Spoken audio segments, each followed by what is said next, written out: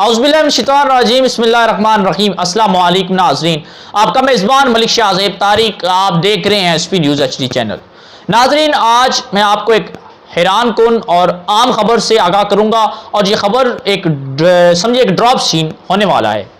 नाज़रीन, साबिक DG FIA Bashir Memon साहब ने गुज़श्ता दिनों हैरान कुन, बेबुनियाद और मानगढ़ंत इंकशाफात किए ताकि पाकिस्तान की सियासत में एक नई हलचल पैदा की जा सके और जिसका आखिरकार जो ड्रामा रचाया गया था, इसके पीछे असल कहानी क्या है, जिसको मीडिया पर और चैनल्स पर किस नज़र से देखा जा रहा है आपने तो सुना होगा, लेकिन आज जो अंदर की कहानी है वो हम आपको बताएंगे। नाज़रीन, उसके साथ साथ हम आपको ये भी बताएंगे कि जो शहरियों की जानब से अपोजिशन रहनुमाओं पर बगावत के जो मुकदमा दर्ज किए गए हैं और इस पर जो मौजूदा हुकूमत के मुंतखब नुमाइंदगान हैं वो लातल्की का, लाइल्मी का इजहार क्यों कर रहे हैं, इस पर भी हम बात करेंगे। लेकिन नाज़रीन, सबसे पहले हम आते हैं साबिक DG FIA बशीर मेमन की तरफ। नाज़रीन, गुज़श्ता दिनों उन्होंने जो आम इंकशाफात किए हैं वो सबसे पहले आप सुनिएगा। उन्होंने कहा कि इमरान खान साहब के साथ मेरी बराह रास्त यानी कि 1-to-1 मुलाकात हुई। उन्होंने मुझे ये कहा था कि अपोजिशन पर शदीद किस्म के मुकदमात बनाए जाएं।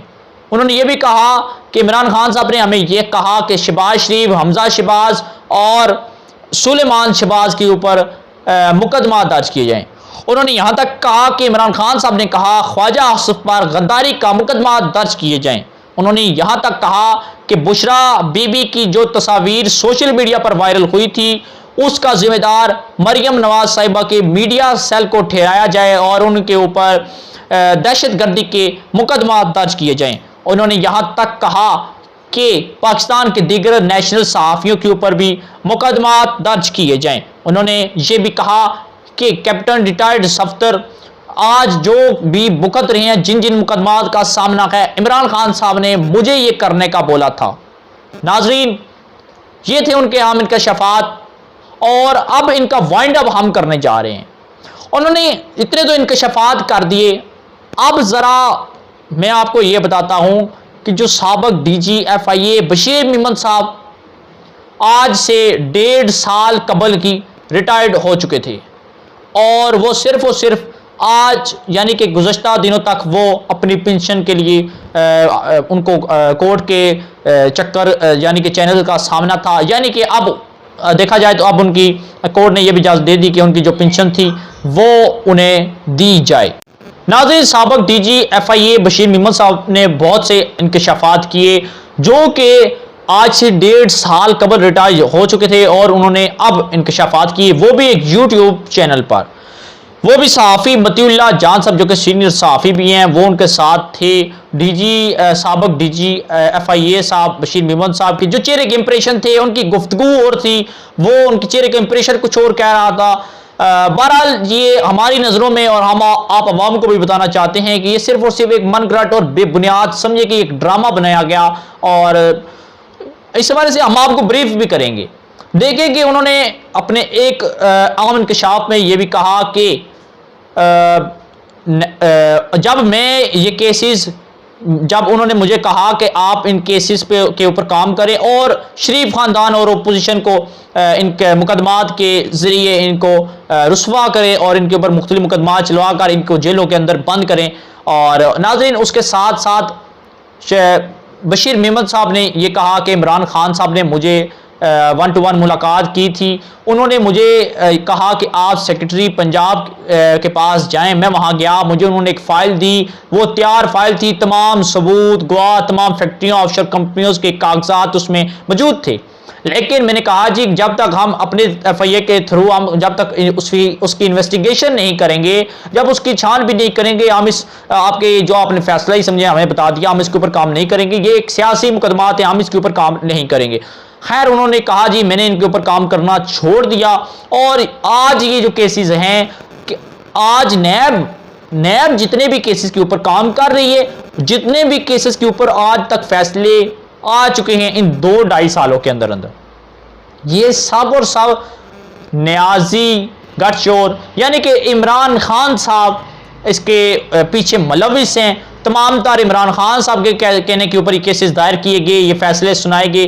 लेकिन अब अगर देखा जाए तो साबिक डीजी FIA बशीर मेमन साहब, आपसे मेरा सवाल ये है, नाजरीन तो हमारे सुन रहे हैं, आपसे मेरा सवाल ये है कि आपने कहा कि अगर मैं होता तो ये क्रेडिट फिर मुझे जाता।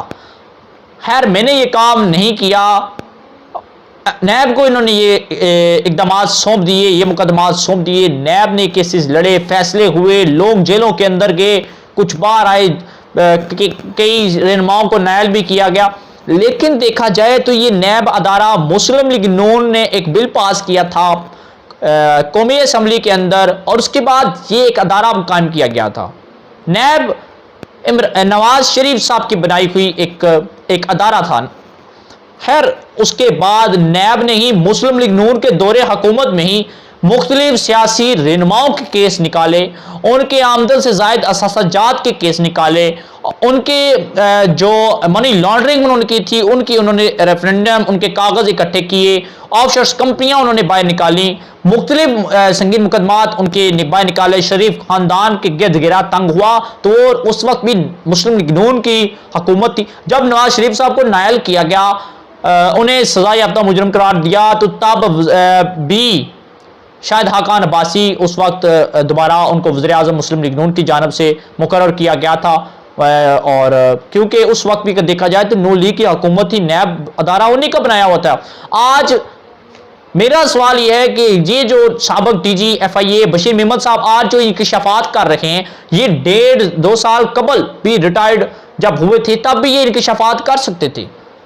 आखिर जब ये इन्होंने इंकशाफात किया इमरान खान साहब की 1-to-1 मुलाकात में, किसी दूसरे तीसरे को तो पता होगा आखिर वो कौन है, इनके नाम क्यों नहीं लिए गए।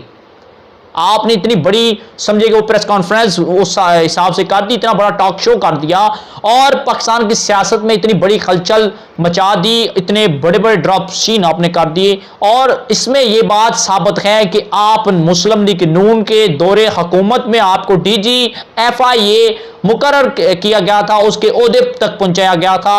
आज आपने उनका साथ देते हुए इतने बड़े इंकशाफात किए, इमरान खान साहब की हुकूमत को रोकने के लिए, उनकी हुकूमत को किसी भी तरह लगाम डालने के लिए आपने ये इतने बड़े मनगढ़ंत बेबुनियाद इंकशाफात किए हैं, और यकीनन ये हमारी आवाम बड़े बखूबी तरीके से इसको समझ चुकी होगी।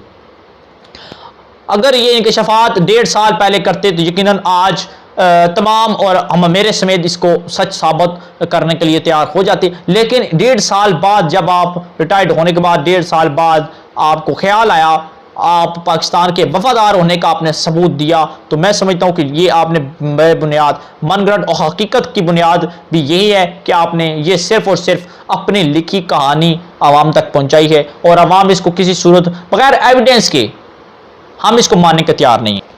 नाज़रीन, ये थी हमारे पास आज की अहम अपडेट, हमने सोचा आपके साथ शेयर करें। तब तक के लिए अपने मेज़बान मलिक शाह ज़ेब तार को इजाज़त दीजिएगा। अल्लाह हाफिज़। नाज़रीन, मज़ीद खबरों के लिए SP न्यूज़ चैनल को सब्सक्राइब करें और बेल आइकन को ऑल पर प्रेस करें ताकि हर आने वाली वीडियो आप तक बआसानी पहुंच सके। शुक्रिया।